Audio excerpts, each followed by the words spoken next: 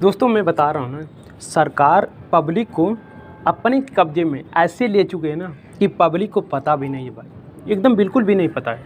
अब देखो कैसे, मैं आपको एक हकीकत बताता हूँ कि कैसे सरकार पब्लिक को मतलब कब्जे में करके और अपना हो सकता है बहुत सारे काम करवाती है। ठीक, मैं आपको बताता हूँ कि जैसे किसी के घर में लड़ाई हो जाती है, बहुत सारे लोग के घर में लड़ाई होती है, ठीक है, और कोई है जो मतलब ऐसी चीज़ें खा लेता है जिससे उसकी डेथ हो जाती है, ठीक है।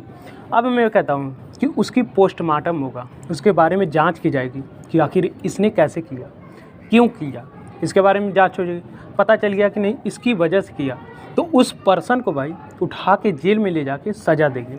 अब में बहुत सारे लोग कहेंगे हाँ सही बात है। अब मैं कहता हूँ कि चलो ठीक है, यहाँ तक तो सही है, मैं भी कह रहा हूँ चलो ठीक सही है। अब कह रहा हूँ कि जो सरकार की वजह से कोई आत्महत्या करता है उसको तो कोई सरकार मतलब उसके ऊपर एक्शन नहीं लेती है। कोई इंसान की वजह से कोई आत्महत्या कर लेता है उसको पकड़ लेती है। मतलब सरकार की वजह से कोई आत्महत्या करता है तो सरकार इस पर कुछ नहीं करती है भाई। पता नहीं आप लोगों ने कभी सोचा है कि नहीं सोचा है। नहीं सोचा है तो भाई सोचो। देखो अभी जल्दी ही एक पेपर लीक हुआ जिसमें कम से कम मेरे ख्याल से गूगल से मैंने पता किया 16-17 लोग मतलब ऐसे आत्महत्या कर लिए। अब बताओ भाई इसके जिम्मेदार कौन होगा। घर में कोई मरता है तो उसको पोस्टमार्टम किया जाता है, उसके बारे में जांच की जाती है तो वो पकड़ा जाता है कि इसकी वजह से। अब तो भाई साफ से बता रहे हैं लोग कि सरकार की वजह से हम लोग हम लोग इतने विवश हो गए हैं जिसकी वजह से ये एक्शन हमें लेना पड़ा।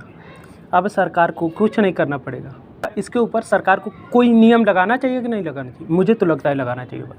अगर नहीं मुझे लग रहा है कि नहीं लगाना चाहिए ना तो समझो कि सरकार ऐसा हो गया ना कि भाई हम तो राजा हैं, हम चाहे तुम्हारे ऊपर कुछ भी कर लें, तुम हमारे ऊपर ना करो, हम तुम्हारे ऊपर हज़ारों नियम लगा दें। जब सरकार के ऊपर नियम लगाने की बात आती है ना सब कुछ चला जाता है। मैं कह रहा हूँ कि भाई हकीकत बता रहा हूँ कि आप जो लड़के पैदा करते हो ना उस पर जितना आपका हक नहीं है उससे कहीं ज़्यादा सरकार का हक है। कैसे मैं बता रहा हूँ, देखो पहले तो वो पैसे कमाएगा, ठीक है, पैसे कमाएगा तो वो फैमिली को बाद में पैसे देगा, पहले टैक्स देगा भाई, समझे।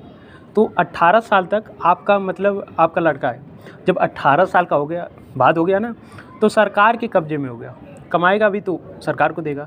और जैसे शादी वादी वगैरह हो गया तो लड़के अपनी मर्ज़ी से कर रहे हैं, कोई बात नहीं। बट मैं कह रहा हूँ कि यहाँ पे सोचने वाली बात है कि यहाँ पे सरकार बीच में आ जा रही है। कैसे, जैसे कोई माँ बाप हैं जो कह रहे हैं कि नहीं मेरे लड़के को ऐसे नहीं शादी करनी चाहिए, अपनी मर्ज़ी से नहीं करनी चाहिए, हमें करना चाहिए, ठीक है, उनकी सोच है। बट मैं कह रहा हूँ कि चलो ठीक है, यहाँ पे उनकी विवाद हो सकता है, उनका कुछ भी हो सकता है, बट यहाँ पे सरकार ऐड हो रही है, कह रही कि नहीं तुम्हारा मर्जी है तो हम तुम्हें अपनी मर्जी से शादी करवाएंगे। मतलब 17-18 साल से पहले का जो खर्चा था, जो जिम्मेदारी था, वो कौन उठाया? आपके माँ बाप ने। और जब शादी वादी करने की बारी आई तो कौन करेगा? सरकार करेगा। इसीलिए मैं कह रहा हूँ भाई कि आपके लड़के पे जितना आपका हक नहीं है ना उससे कहीं ज़्यादा भाई सरकार का हक है। देख लो भाई, अगर आप नहीं मानते हो ना तो अपनी लाइफ को देख लो, आप कुछ कर सकते हो। बहुत सारे लोग कहते हैं कि नहीं पब्लिक के हाथ में बहुत जोर है, बहुत सारे लोग कह रहे हैं कि पब्लिक चाहे तो कुछ भी कर सकते। मैं कह रहा हूँ कि अभी आप धरना दे सकते हो कि नहीं प्रधानमंत्री को इस्तीफा देना चाहिए, कर सकते हो? नहीं कर सकते हो भाई, इतना दम भी पब्लिक के अंदर नहीं है। पता है सरकार के अंदर बहुत दम है, बहुत दम है।